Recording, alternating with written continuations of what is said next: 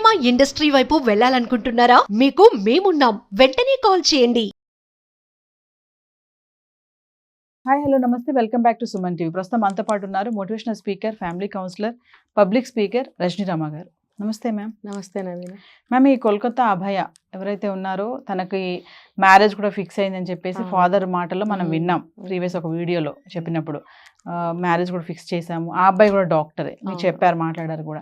So ఆ అబ్బాయి కొన్ని మాటలు బయట పెట్టాడు. మరి ఆ మాటలు వింటే అసలు ఎంత బాధాకరంగా ఉందంటే, అంటే మ్యారేజ్ చేసుకోవాల్సిన అమ్మాయి ఇలా అయిపోయింది, తన లైఫ్ అమ్మాయే లేకుండా పోయింది. తర్వాత వస్తున్నటువంటి వార్తలను చూస్తున్నప్పుడు చాలా భయం వేస్తుంది. రోజుకో మాట చెప్తున్నారు, అలా అంటున్నారు, ఇలా జరిగింది అంటున్నారు, 19 గాయాలు ఉన్నాయి. బాగుంటే చేసుకోబోయే భర్త ఈ మాటలు వింటే ఎలా ఉంటుంది? మరి భర్త చెప్పిన మాటలు ఏంటి మేడం? ఇప్పుడు అసలైన వ్యక్తులకి ఎంత పెయిన్ ఉంటుందనేది ఎవ్వరికి తెలియదు. ఇప్పుడు కన్న తల్లిదండ్రులకి ఈ న్యూస్లన్నీ వింటుంటే అసలు రోజుకో రకంగా చచ్చిపోతూ ఉంటారు వాళ్ళు. ఇప్పుడు ఎంతో ఇష్టపడి ఆ అమ్మాయిని సెలెక్ట్ చేసుకుని మ్యారేజ్ చేసుకుందాము అని చెప్పి అతను కూడా పీజీ చేస్తున్నాడు అని చెప్పి విన్నాం కదా. ఇద్దరూ కలిసి ప్రతిరోజు మాట్లాడుకుంటూ ఉంటుంటారు కదా, ఫ్యూచర్ గురించి ఎన్నో కలలు కంటూ ఉంటారు కదా. ఇప్పుడు ఆ అబ్బాయి కూడా చక్కగా ఉన్నాడు, బుద్ధిగా కూడా కనిపించాడు నాకు అది ఆ ఫోటోలో. అయితే ఇద్దరు, ఆ అమ్మాయి కూడా ఎంత బాగుంది చూడండి. ఇప్పుడు అందమైన జీవితం ఎలాగా మొక్కలు చేశారో చూడండి, వాళ్ళ భవిష్యత్తు లేకుండా చేశారు. ఇప్పుడు ఇద్దరు, అంటే నేను అలా అనట్లేదు, వేరే కాంటెక్స్లో ఇద్దరు ఒకటేసారి లేకుండా పోతే ఆ బాధ ఉండదు. కానీ ఒకళ్ళు ఉండి ఒకళ్ళు లేనప్పుడు ఆ ఉన్న వ్యక్తికి ఆ పెయిన్ అని మనం 2 అక్షరాల్లో చెప్పలేము. అది ఒక అసలు చాలా అంటే నరక యాతన అనమాట. అది ప్రతి ఒక్క మూమెంటు ఎలా గుర్తుకొస్తూ ఉంటాయి. నిన్న కూడా గంట క్రితం కూడా నాతో మాట్లాడింది, నా మాటలు చెవుల్లో రింగుమంటూ ఉంటాయి తల్లిదండ్రులకి కూడా. ఇప్పుడు ఇవన్నీ రోజు వింటుంటే ఈ ముగ్గురు కూడా నిమిషానికి ఒకసారి, గంటకు ఒకసారి చచ్చి బ్రతుకుతూ ఉంటారు. అన్ని రీకాల్ చేసుకుంటారు కదా మేడం, ఖచ్చితంగా. నేను ఆ రోజు నైట్ కూడా ఫోన్ చేసిందని చెప్పి తల్లిదండ్రులు అన్నారు కూడా. ఇప్పుడే ఫుడ్ ఆర్డర్ పెట్టాను నేను, ఫుడ్ వస్తుంది, అన్ని మాట్లాడిన అమ్మాయి క్షణాలు ఇలా అయిపోయింది అంటే కదా. ఆ లాస్ట్ ఇంకా బాగా గుర్తుంటాయి. అసలు మా అమ్మాయి ఏంటి, మా అమ్మాయి గురించి ఇలా మాట్లాడుకుంటున్నారేంటి, అసలు అది కలలాగా ఉంటుంది అనమాట వాళ్ళకి, ఒక కలలాగా. జీవితం దుర్భరం అనమాట. ప్రతిరోజు గడపడం వాళ్ళకి ఎంత దుర్భరంగా ఉంటుందో. గొంతుకి ముద్ద పోదు, నిద్ర రాదు, నీళ్లు తాగలేము, కన్నీళ్ళు వస్తూనే ఉంటాయి ధారాపాతంగా. ఆ అబ్బాయి కూడా చాలా బాధపడుతున్నాడు. ఈ పరిస్థితుల్లో మమతా బెనర్జీ ఏమని చెప్పింది అని అంటే, మీరు ఇన్ని రోజులు అయింది కదా, ఇంకా చాలులే, డ్యూటీల్లో జాయిన్ అవ్వండి, చేసింది చాలు, దుర్గా పూజలు వస్తున్నాయి, మీరు దానికి సిద్ధంగా అండి అంటే. ఇప్పుడు ఎవరు ఎట్లా పోయినా పర్వాలేదు, తను గవర్నమెంట్ తరఫు నుంచి కానీ, అందులో తనకేమైనా బెనిఫిట్స్ ఉంటే ఆ పరంగా కానీ నువ్వు చేయాల్సిన అనుకున్నవన్నీ టైంకి చేసేయాలా? అదేనా పాలన అంటే? అదేనా? ఇప్పుడు ఆ రాష్ట్రానికి మొత్తానికి జరిగినటువంటి కష్టం, నష్టం, బాధ అది. అది ఏంటంటే, ఒక దీపావళి వచ్చినప్పుడు ఎటువంటి పండగ అయితే మనం జరుపుకుంటామో, ఈ డాక్టర్కి, జూనియర్ డాక్టర్కి న్యాయం జరిగినప్పుడే కలకత్తా వాసులు ప్రత్యేకించి దుర్గా పూజ చేసుకోగలుగుతారు అని నాకు అనిపించింది. ఎందుకంటే ప్రతి ఒక్క మనిషి, నిన్న నేను బెంగాలీస్ నాకు కనిపిస్తే వాళ్ళని ఇంటర్వ్యూ చేశాను, వాళ్ళు కూడా చాలా కళ్ళనీళ్ళు పెట్టుకొని ఎంత బాధపడ్డారో. వాళ్ళు ఒక మాట అన్నారు, ఈ డాక్టర్ అమ్మాయే కాదు, ఏ అమ్మాయికైనా అసలు అటువంటిది జరిగితే ఎలా ఊరుకుంటాం, అది బాధే కదా. ఒక డాక్టర్ అమ్మాయి అనేముంది, ఏ అమ్మాయి అయితే ఏముంది, ఇలా జరగచ్చా అని మేము నిలదీస్తున్నాం అని చెప్పి వాళ్ళ కళ్ళనీళ్ళు పెట్టుకుని మాట్లాడటం జరిగింది. మరి ఇప్పుడు మనకి ఇక్కడ హైదరాబాద్లో ఉన్నటువంటి బెంగాలీస్ ఎంత బాధపడుతుంటే, అక్కడ ఉన్నటువంటి బెంగాలీస్ ఇంకెంత బాధపడతారు. వాళ్ళ కళ్ళతో ప్రతిరోజు ఆ వీధిలో నుంచి వెళ్తూ వస్తూ మరి చూస్తూ ఉంటారు కదా, నిత్యం వాళ్ళకి తెలుస్తూ ఉంటుంది, వాళ్ళు ఇంకెంత ఉడికిపోతూ ఉంటారు, వాళ్ళకి ఎంత బాధ అనిపిస్తుంది. ఇంటికి వెళ్ళి అదే చర్చ చేస్తారు కదా, ఇదిగో ఇవాళ అటు నుంచి వస్తుంటే అది కనిపించింది, ఆ విషయం తెలిసింది అని ఇంటికి వచ్చి మాట్లాడుకుంటారు కదా. అప్పుడు వాళ్ళకి ఎంత బాధ అనిపిస్తుంది. నిజంగా అండి, ఎక్కడో ఏదో జరిగితే కాసేపు మాట్లాడుకుని వదిలేస్తాం, మన దైనందిన కార్యక్రమాల్లో మనం పడిపోతాం. కానీ కలకత్తా వాసులు పాపం చాలా బాధపడుతున్నారు నిత్యం. అందులోకి ఇప్పుడు దుర్గా పూజలు అంటే వాళ్ళకి అది పెద్ద పండగ, వాళ్ళకి అదొక సంవత్సరం మొత్తానికి కూడా వాళ్ళకి అది టాపెస్ట్ పండగ, వాళ్ళకి చాలా ఇదిగా చేస్తారు పూజలు. అలాంటి పూజలు చేసుకోకుండా ఈ సంవత్సరము ఇంత దుఃఖంలో మనం ఇంత చీకట్లో మునిగిపోయి ఉన్నామే అని బాధపడుతుంటే, ఈవిడ ఈ దీది అనటానికి కూడా నాకు ఇష్టం లేదు. ఆవిడ దీది ఎవరికండి దీది? ఈవిడ చాలు, జరిగింది చాలు, ఇంకా దుర్గా పూజలకు రెడీ అవ్వండి అంట. అంటే ఏ ఆనందంతో చేసుకోమంటావా, లేకపోతే దుర్గాదేవి చేసినట్టు సంహారం చేయమంటావా ఈ నవరాత్రుల్లో? ఏంటి రెండో సందేశం తీసుకుని తిరగబడితే ఇంకా బాగుంటుంది ఆవిడికి అని అన్నప్పుడు, ఈ ఎవరైతే ఈ అబ్బాయి ఇష్టపడ్డాడో ఆ డాక్టర్ని పెళ్లి చేసుకోవడానికి, అతను కూడా ఒక డాక్టరే, మరి అతను ఎంత బాధపడ్డాడంటే, ఈ నా దుర్గా అంటే ఆ డాక్టర్ ఎవరైతే ఉందో ఆ అమ్మాయికి కూడా దుర్గా అని అతను ఆపాదించుకున్నాడు.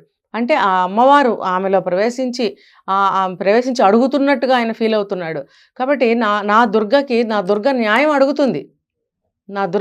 అడుగుతుంది, అంటే ఆ అబ్బాయి మనసుకి ఎంత పట్టేసిందో చూడండి.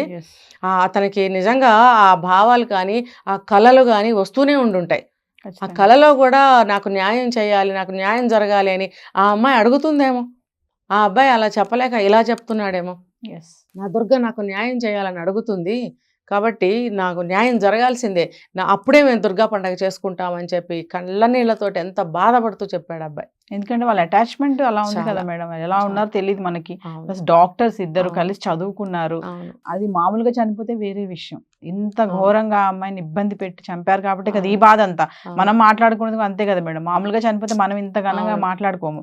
యాక్సిడెంట్ అయింది అనుకోండి వదిలేస్తాం మనం, బట్ అది యాక్సిడెంట్ కాదు కదా. ఏం జరిగింది అనేది కళ్ళ కట్టినట్టు చెప్తున్నారు, మనం విన్నాము, జరిగింది కూడా అసలు అదే.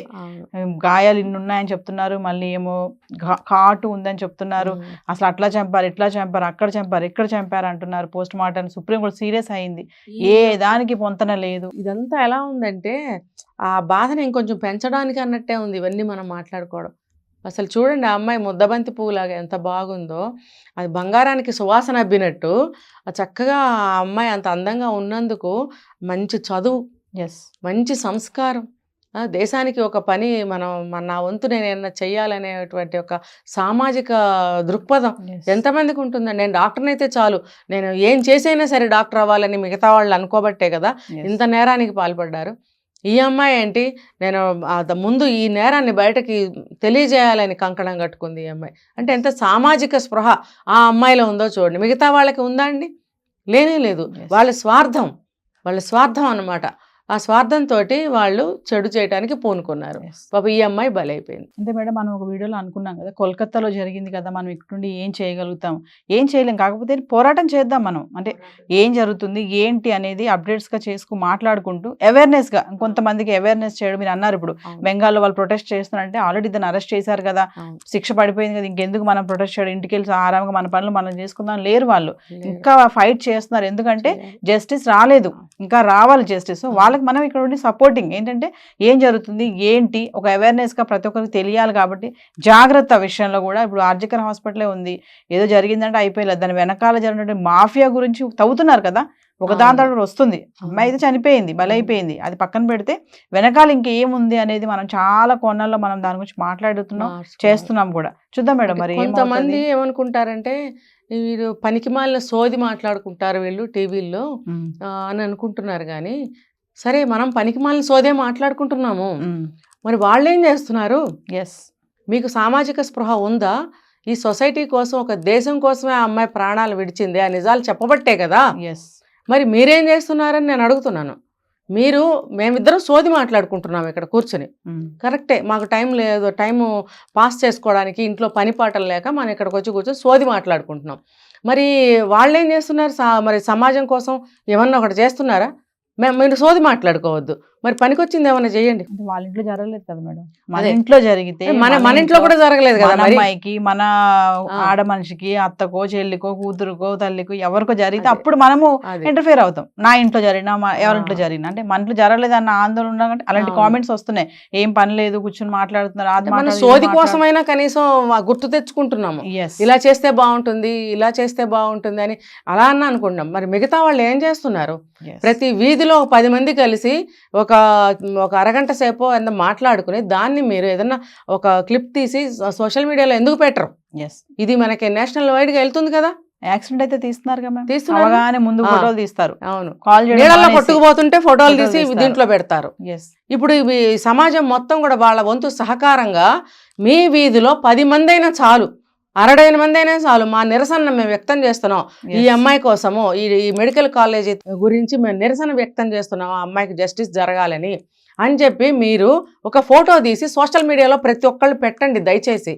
ఎందుకంటే ఇది మనకి సెంట్రల్ వరకు కూడా, అంటే ఇండియా మొత్తం తరఫు నుంచి మనము ఈ ఉద్యమం మనం చేస్తున్నట్టుగా వాళ్ళకి తెలుస్తుంది. ఎస్. కలకత్తా గవర్నమెంట్కే కానీ, సెంట్రల్కే కానీ, సిబిఐ వాళ్ళకే కానీ, దేశ ప్రజలకే కానీ ఇప్పుడు ఒక నలుగురు చేస్తే దేశంలో ప్రతి ఒక్కళ్ళు ముందుకు వచ్చి ఈ పని చేస్తారు. ఎస్. మేము ఈ నిరసన వ్యక్తం చేశామని చెప్పి ప్రతి వీధిలో ఒక ఫోటో తీసి పెట్టండి సోషల్ మీడియాలో. పెడితే మిగతా వాళ్ళు కూడా పెడతారు, మనం కూడా పెడదాం. మనం ఎందుకు పెట్టకూడదు, మనకు సిగ్గు అనిపిస్తుంది. పక్క వీధిలో వాడు పెడతాడు, పక్క వీధిలో వాడు పెడితే ఇంకో పక్క వీధిలో వాడు పెడతాడు. అలా దేశమంతా కూడా ప్రతిరోజు సోషల్ మీడియాలో వాళ్ళ వీధిలో ఒక తీసి మేము నిరసన వ్యక్తం చేస్తున్నాం అని పెడితే ఈ నిరసన వాళ్ళకి చేరదా అండి? ఎస్. ఆ కేసు ఇంకా స్పీడప్ అవ్వదా అండి? ఖచ్చితంగా అవుతుంది. అంతేగాని చెప్పేవాళ్ళని సోది చెప్తున్నారు, వీళ్ళకేమీ తెలీదు. మీకేమన్నా తెలిస్తే మీరు వచ్చి చెప్పండి. ఎస్. మీరు కనీసం ఒక చిన్న ఫోటో తీసి పెట్టగలిగితే పెట్టండి. మీరు ఇక్కడ వరకు వచ్చి మాట్లాడమని చెప్పపోని, మీకు అంత కష్టం వద్దు. మీ వీధిలో ఒక ఫోటో తీసి సోషల్ మీడియాలో పెట్టండి మీ నిరసన. అప్పుడు సోదంటే ఏంటో అర్థమవుతుంది కనీసం. Thank you.